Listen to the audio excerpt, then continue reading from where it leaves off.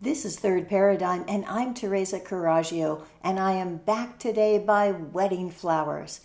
Thank you to everyone who sent such nice wishes for my daughter's wedding, which went off without a hitch, save one. It was more like a barn raising than a wedding because this was very labor intensive. It started on Thursday with cleaning the oldest or the tallest covered pedestrian bridge, I think, in the country. So getting cobwebs off of it and bird poop out from under it. And then it ended up being a spontaneous party of 20 people who were putting together boutonnieres and wedding bouquets. We ended up having everything happening just at the right time with everyone pitching in. There were two different locations between the covered bridge for the ceremony and then the state park mansion for the actual reception. So everything had to be set up and decorated and then torn down again before the rest of it could start. The one person hired to help with all this didn't show up. So that meant that there were no servants. Everyone just was helping out. And it was an incredible thing, from the weather cooperating, which looked like rain for the entire time. We had to decide that morning before the ceremony, and it started raining at precisely the right moment, just when we wanted to put away all the tables and chairs in order to go in for the dancing. And along with the things that happened just in the nick of time, I happened to find the wedding rings in the garbage right before the ceremony. My daughter had decorated the wedding box because they were passing it around. And as you can tell, this is a crafty autumn theme. They were passing it around to bless the rings ahead of time. And it was in a cellophane bag. And someone, I think, thought it was a piece of leftover foliage and tossed it, where by accident, as I was straightening up and everyone else was furiously searching for it, there I found it. So I think this is an omen for how things are going to go, that we are going to have the chance to do things with community again. And it's going to feel so good the way that this did, the way that the vows my daughter wrote the night before the wedding were beautiful. And her new husband and his vows brought tears to my eyes. Their first dance was to Michael Franti, Life is Better With You. Just giving me chills right now. If you have never seen that video, do yourself a favor and check it out. It is so endearing. So thank you to everyone out there and to everyone who celebrated this wedding and showed what it's like to really bring community together. Today, I'd like to read something that I wrote. And if you're watching on YouTube, the full text of this will be on Substack, and the link is in the description. This is called Truth-Telling in a Time of Catastrophe, the double bind of being a Cassandra. Once upon a time, a scattering of people noticed there was something fishy about a certain natural catastrophe. They started looking closer. They raised questions. To their surprise, everyone already had the answer. It was that they were wrong. Moreover, they were selfish, cowardly, conspiracy-minded, and gullible. They did research. They came together. They said the catastrophe isn't where you think it is. It's in the cure. That's the purpose of the catastrophe. There are ways to end it right now, but that's not what they want. They created this catastrophe to make you afraid, isolated, obedient. And it worked. No, not the truth-telling. The cure was inflicted on most of the people, some eager, some willing, some reluctant, some without a choice. The Cassandras were in more of a bind. How to tell a friend this thing you did may have permanently harmed you or your loved ones.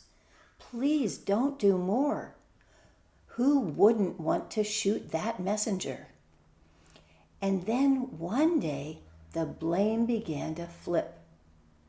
If you knew all along, why didn't you do everything in your power to warn me before I lost my husband, my wife, my child, my mobility, my fertility, my heart, my health, my limbs, my livelihood, my life?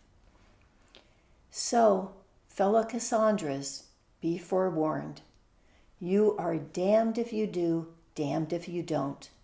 Stay true to yourself and your message, but don't expect applause. Be self-affirming, but save the congratulations for another time. That time is coming. Troy must fall. It's written by gods who are neither capricious nor vengeful. It's written by small gods of kindness, the kitchen gods, the gods guarding the cradle. This isn't the life of stress and servitude they want for you, for your child, for the baby your child is meant to have and hold, not hand over in order to get back to work. Don't blame the angel agents of change. Their role is harder than you think. Agamemnon will not return to a warm bed and a welcoming wife. Pity them and wish them well on their journey, never again to haunt your shores.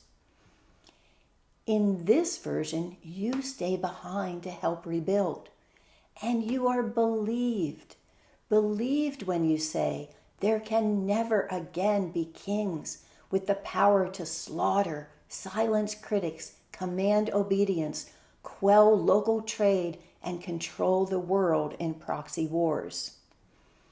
You are believed when you say that sick care is not health care, and we have the wisdom of mothers and witches, medieval Cassandras who already knew how to heal.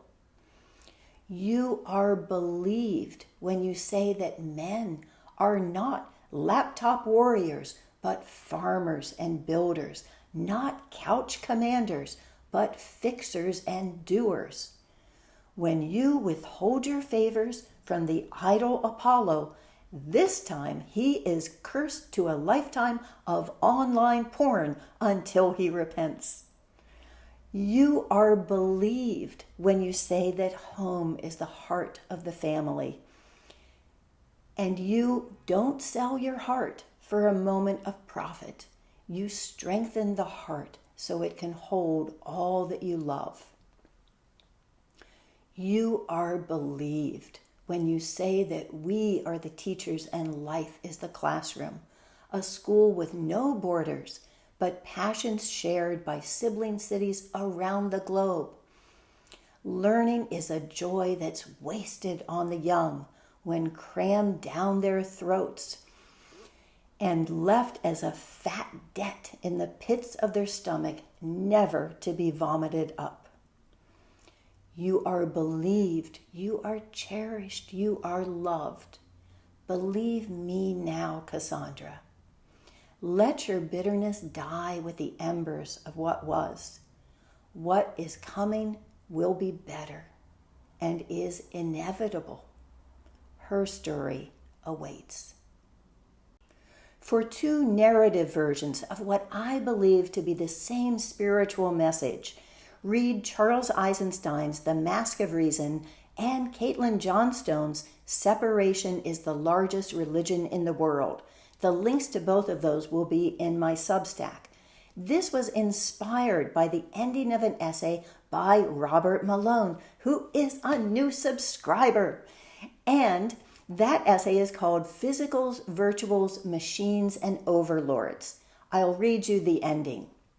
Which are you, physical, virtual, transhuman machine, or overlord? Which world do you want to live in? The sterilized, depopulated, and highly managed city of Danish parliamentarian Ida Auken's fantasies, or the physical world for which she has such disdain? And more importantly, what is the world that you wish to have your children inherit? I have made my choice. I prefer to join Candide and go work in the garden. What I would like to know is what your positive, alternative vision of the future looks like, whether physical, virtual, or a blend of the two.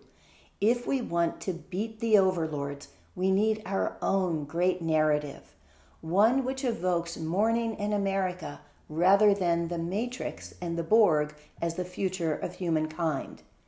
And most importantly, what I want to know is, are you kind? And then it quotes Uncle John's band from the Grateful Dead. Well, the first days are the hardest days. Don't you worry anymore, because when life looks like Easy Street, there is danger at your door. Think this through with me. Let me know your mind. Whoa, oh, what I want to know is, are you kind? So, to take advantage of having the good doctor in my audience, I will be doing my next one with a more nuts and bolts rendition of my positive alternative vision for the future.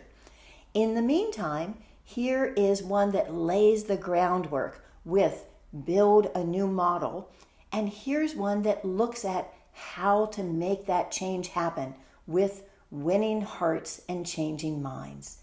Thank you for being a part of my beautiful, beloved community.